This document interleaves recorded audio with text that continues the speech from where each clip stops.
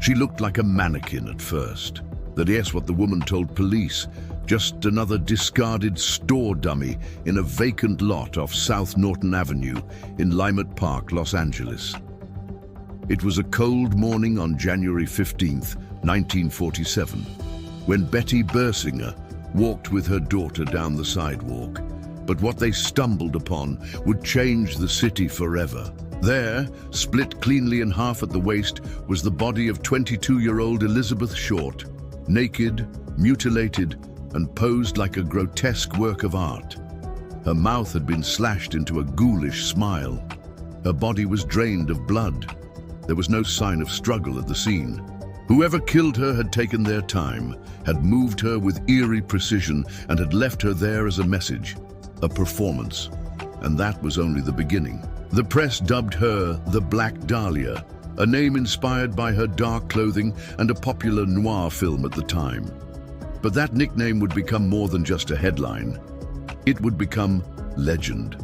Elizabeth Short's murder wasn't just brutal, it was cinematic. It was the kind of horror that no one could ignore and everyone wanted to solve. Reporters swarmed, theories exploded, and suspects multiplied. But for all the attention, the truth remained buried, twisted among half-truths, police missteps, and a media circus that turned a victim into a character. Elizabeth was more than the myth that followed her.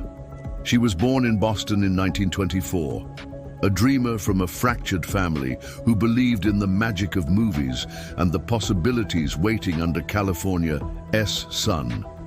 She had jet black hair, a soft voice, and a way of carrying herself that made people stop and notice. She bounced between cities, between jobs, between relationships, but what she really wanted was a break, a role, a chance to make it in Hollywood.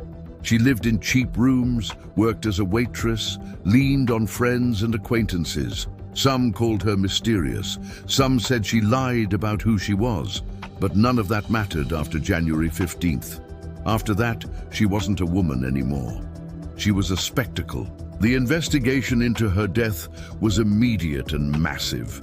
Over 750 officers joined the hunt. The FBI faxed her fingerprints from Washington in just under an hour, an incredible feat at the time. Her prints had been on file from a prior arrest for underage drinking. By the afternoon of the same day she was discovered, the world knew her name. And the world couldn't stop talking. Reporters turned her life into pulp fiction. They painted her as a seductress, a woman who used men and lived on the edge. They chased every lead, every ex-boyfriend, every rumor. They interviewed hundreds. They received letters. They even got a package mailed to the Los Angeles Examiner with her birth certificate, photographs, and an address book inside. The items were scrubbed clean with gasoline, no fingerprints, no trace of the sender, just a chilling note. Here is Dahlia's belongings. The killer was watching, playing, controlling the narrative, and the theories, endless. Some believed it was the work of a surgeon, a man skilled enough to bisect a body cleanly through the lumbar spine, which requires anatomical knowledge. Others believed it was revenge, a jealous ex, a secret lover. Some believed the murder was a message tied to the criminal underworld or Hollywood's hidden darkness. Every week brought a new suspect, a new confession. Over 500 people would eventually confess to killing Elizabeth Short.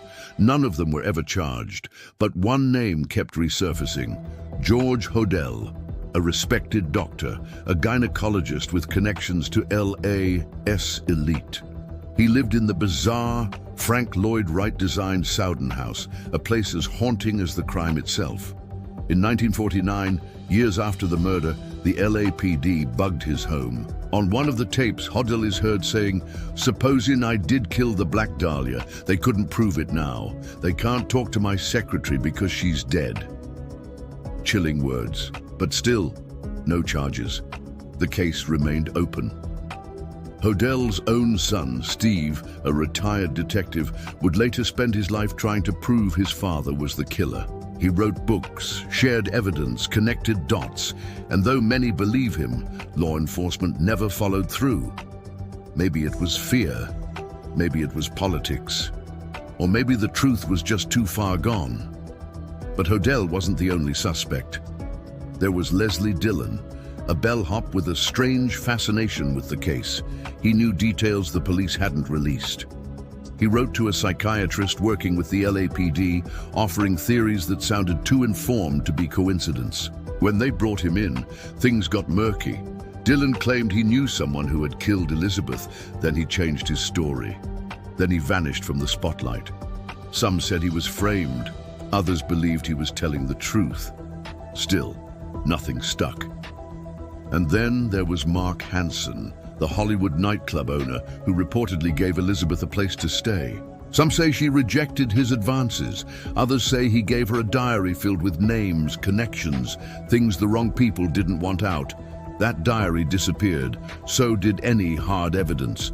Hansen was never charged. By now, the suspects had faces, backstories, even motive, but what they didn't have was proof. There were photographs that looked like Elizabeth, hair samples that seemed like hers. But the science wasn't ready. The evidence was contaminated. The city was under pressure. And the longer the case dragged on, the more the mystery deepened. In the following weeks, the LAPD was flooded with false leads and hoaxes. People called in tips just to be part of the sensation. Reporters made up quotes. Entire newspaper articles were based on rumors. It was chaos. Real investigators were forced to sift through fiction to find even a sliver of truth. But every time they thought they were close, the trail would vanish. The killer, whoever they were, had vanished into the night and left behind a crime that felt more like performance art than murder. And the public, they couldn't get enough. People lined up outside the examiner's offices just to read the latest update. Theories filled the air, books were written, films inspired. The case became part of Los Angeles itself, etched into its haunted history, woven into its glamour and its grit. But through all of that, one thing was forgotten. Elizabeth Short was real, a daughter, a sister, a woman who wrote home often, who dreamed of stardom but mostly wanted love. She had her flaws, she made mistakes, but she didn't deserve this. No one does. The way she was portrayed by the media, cold, manipulative, immoral, was a lie. It was convenient. It sold papers, but it wasn't her. The truth was quieter, more tragic. She was lost, she was struggling, and then she was murdered. 78 years later, her killer has never been caught. And maybe they never will be. But the story isn't just about catching a killer. It's about how a city failed a young woman. It's about what happens when justice gets buried under ego, scandal, and noise. It's about remembering Elizabeth, not as a headline, but as a human being. Time didn't heal this case. It only added more layers to its legend. As years passed, the Black Dahlia became something larger than just Elizabeth Short. She became a symbol, a ghost that refused to fade from Los Angeles's collective memory. Tour buses began driving past the place where her body had been found. Writers turned her story into novels, scripts, conspiracy documentaries. But while the city kept spinning stories, the truth was still missing. Her family never got answers. No death certificate ever named a killer, just a line, unsolved homicide. And yet the obsession with finding who killed her never stopped. Every few years, a new suspect would emerge. A new theory would catch fire, and the public would return to South Norton Avenue in their minds, hoping that maybe this time they'd get closure. But closure is rare in cases like this, especially ones that are soaked in media bias, police corruption, and fading evidence. Still, the search continued. Steve Hodel, George Hodel's son, became the loudest voice in that search. A retired LAPD detective with decades of experience, he didn't just suspect his father, he believed he could prove it. His home, the Sowden house, became a focal point of his investigation. He claimed it was where the murder happened. That his father had parties filled with elites, artists, and men who felt untouchable. Steve pointed to a secret photo he found, one he said was Elizabeth herself. He uncovered records of cement sacks bought by his father just before the body was found. Cement sacks, matching those left at the dump site. He studied handwriting, voice tapes, and murder patterns. And when he unearthed an LAPD wiretap from 1949, where George Hodel said, "They couldn't prove it now," it felt like a confession whispered in the dark. But still, no indictment, no trial, no justice. And that's the thing about the Black Dahlia case. Even when you think you're holding the truth in your hands, it slips through your fingers. Every promising lead eventually hits a wall. Every suspect, no matter how compelling, lacks the final piece, the one thing that turns theory into fact. That's what keeps people coming back to this story. Not just the brutality of the murder, not just the surreal way the body was posed, but the nagging sense that someone, somewhere, got away with it. Other suspects began circling again. Leslie Dillon, the bellhop-turned-mortician assistant who seemed to know too much, was brought in for questioning and then abruptly released. Some say he was protected. Others say he was just a troubled man feeding on the case's spotlight, but the room he supposedly stayed in, at the Astor Motel, was reportedly found blood-soaked, the carpet torn up, and yet no photos exist, no report survived, just hearsay, and a growing legend that maybe Dillon was a scapegoat or maybe a hitman acting on someone else's orders. Then there's Walter Bailey, a skilled surgeon with a neurological condition that some believe affected his behavior. He lived just blocks away from where Elizabeth's body was found. He had the surgical knowledge, he had access, and he had a mental condition that could have pushed him over the edge. His profile matched, but again, no physical proof ever emerged. Some say it wasn't about rage, it wasn't personal, it was a statement. Elizabeth was a young woman, trying to make it in a city that devours dreamers. She moved from place to place, often living on kindness, occasionally falling into bad company. She told stories, reinvented herself, tried to become someone else. That's not unusual in Hollywood, but it made her vulnerable, and someone used that, used her, and discarded her like she didn't matter. But she did. Phoebe Short, her mother, spent her life haunted by how the world learned her daughter's name. A reporter told her Elizabeth had won a beauty contest just to keep her on the phone long enough to extract personal details. That's how the Examiner got their exclusive. Not through police work, not through ethics, but through deception. From that first day, the story was twisted. Elizabeth wasn't protected. She was sensationalized. Her image ran across pages, her flaws exaggerated, her silence filled with fabrications. The media fed the frenzy. The LAPD, overwhelmed and likely embarrassed, began to close ranks. A grand jury in 1949 launched an investigation, not just into the murder, but into police incompetence, media interference, and rumors of systemic corruption. They uncovered lost files, sloppy procedures, and evidence that seemed to vanish. Witnesses changed stories. Files disappeared. The case didn't just fall apart, it was eroded from the inside.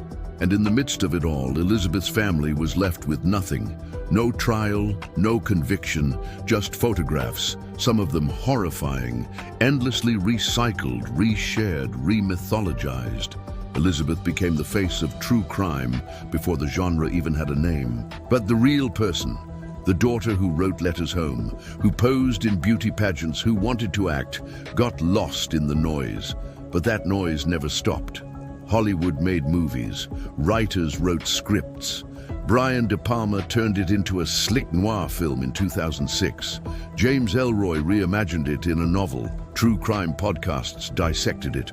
Tour buses included the crime scene on their routes. Ghost stories began to sprout, people claiming to see Elizabeth's figure near the Biltmore Hotel, her last known location, or hear whispers in the hallways of the Soden House. She became an icon of tragedy, of glamour and decay, and still no justice. Some claim Elizabeth Short was a victim of something bigger, that she stumbled onto something, that her death wasn't random but calculated, that the names in her missing address book meant something, that LAPD's refusal to fully investigate powerful men speaks volumes. Maybe she knew too much, or maybe she just trusted the wrong person.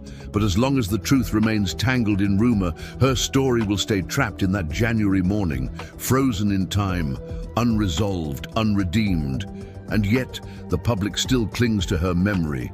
They share her photo, they light candles, they post theories, because deep down we all want the same thing, for the silence to break.